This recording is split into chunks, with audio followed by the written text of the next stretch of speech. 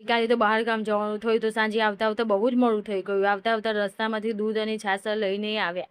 ઘરે આવીને તો શાંતિથી સૂઈ ગયા. ગુડ મોર્નિંગ મિત્રો. સવારમાં ગરમ પાણી પી લીધું, પાણી પણ ભરી દીધું. હું નાહીને આવી ગઈ.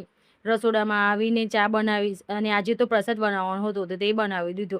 પછી માતાજીની પૂજા કરી દીધી, ધૂપ પણ કરી દીધો. પછી ચા પીવા બેસી ગયા. ચા પીને ઘરના બીજા કામ કરી લીધા. પછી બપોરનું જમવાનું બનાવવાનું હતું તો રોટલી બનાવી, શાક બનાવ્યું અને અમે જમવા બેસી ગયા. આજે તો સવારના 7 વાગ્યાનું લાઇટ ગયું હતું. તો લાઇટ વગર ઊંઘવું કેવી રીતે? ગરમી પણ બહુ જ લાગતી હતી તો ટાઈમે જતો નહોતો. તો ટાઈમ કાઢવા માટે નેલ પોલિશ કરી દીધી પણ ઊંઘવો એટલામાં આવ્યો તો કહે મમ્મી મને કરો તો તેને કરી દીધી.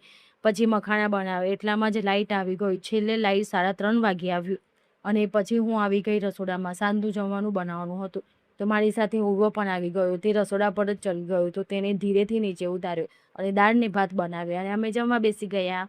મિત્રો, તમે મારી ચેનલ જુઓ છો તો પ્લીઝ લાઇક અને સબસ્ક્રાઈબ કરવાનું ના ભૂલતા.